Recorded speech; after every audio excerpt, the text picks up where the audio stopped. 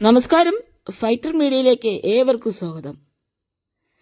തിരുവനന്തപുരം ജില്ലയിൽ പൂവച്ചലിൽ ഓട്ടോറിക്ഷയിൽ കറങ്ങി നടന്ന് ചാരായ വിൽപ്പന നടത്തിയിരുന്ന 2 പേരെ എക്സൈസ് സംഘം അതിസാഹസികമായി പിടികൂടിയ വാർത്തകളാണ് പ്രേക്ഷകരെ നിങ്ങൾ ഈ ചാനലിൽ കൂടെ കാണുന്നത്.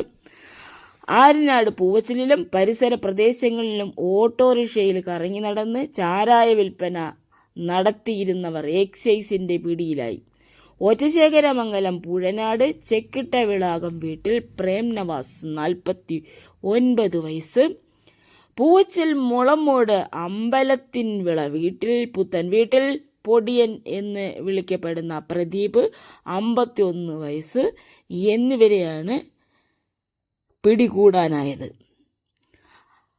ആര്യനാട് എക്സൈസ് നടത്തിയ പട്രോളിങ്ങിനിടെ 11 ലിറ്റർ ചാരായവുമായാണ് പ്രതികളെ ഡ്രൈ ഡേ ദിവസങ്ങളിലും വിശേഷ ദിവസങ്ങളിലും രഹസ്യമായി ചാരായ വിൽപ്പന നടത്തുകയായിരുന്ന പ്രതികൾ ചാരായം കടത്താൻ ഉപയോഗിച്ച ഓട്ടോറിക്ഷയും കസ്റ്റഡിയിലെടുത്തു. പൊടിയൻ എന്ന് വിളിക്കപ്പെടുന്ന പ്രദീപിന്റെ 2 കാലുകളും തളർന്ന വ്യക്തിയാണ്. ഇദ്ദേഹം ഒരു ഭിന്നശേഷിക്കാരനും കൂടിയാണ് എന്നുള്ളതാണ് ഈ കേസിന്റെ നിലവിലെ ഏറ്റവും വലിയ പ്രത്യേകത. ഇയാൾ ചാരായ വിൽപ്പന നടത്തുന്നുണ്ടെന്ന് പരാതി ലഭിച്ചതിനെ തുടർന്ന് ആര്യനാട് എക്സൈസ് പ്രത്യേക സംഘം ഷാഡോ ടീം കാലാകാലങ്ങളായി നിരീക്ഷിച്ച് വരികയായിരുന്നു. കഴിഞ്ഞ ഞായറാഴ്ച രാത്രിയാണ് 8:30 പൂവച്ചൽ മുളമൂടിന് സമീപം പ്രതികളെ പിടികൂടിയത്. പിടികൂടുന്ന സമയത്ത് പ്രതികളുടെ കൈവശം ഓട്ടോറിക്ഷയിലുമായി 11 ലിറ്റർ ചാരായവും 1/2 ലിറ്റർ കൊള്ളുന്ന മിനറൽ വാട്ടർ കുപ്പികളിൽ പ്രത്യേകം ശേഖരിച്ച് സൂക്ഷിച്ച നിലയിലായിരുന്നു കാണപ്പെട്ടത്. ആവശ്യക്കാർ ഫോണിൽ ബന്ധപ്പെടുന്നതിനനുസരിച്ച് ചാരായം എത്തിക്കുന്നതാണ് ഇവരുടെ ബിസിനസ് രീതി. ഭിന്നശേഷിക്കാരനായ ഈ പ്രദീപ് നിരവധി ക്രിമിനൽ കേസുകളിലെ പ്രതിയും കൂടി എന്നുള്ളതാണ് ഇതിന്റെ വലിയൊരു പ്രത്യേകത.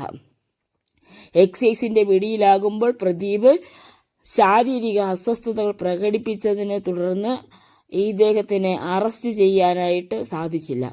Aryanad excise assistant excise inspector Ajay Kumar, assistant inspector Nasaruddin, preventive ഓഫീസർമാരായ ശ്രീകുമാർ, ശ്രീകാന്ത്, സിവിൽ എക്സൈസ് ഓഫീസർമാരായ സുജിത്ത്, അഖിൽ എന്നിവർ ചേർന്ന് അതിസാഹസികമായ രീതിയിലാണ് ഇവരെ പിടികൂടാനായത്.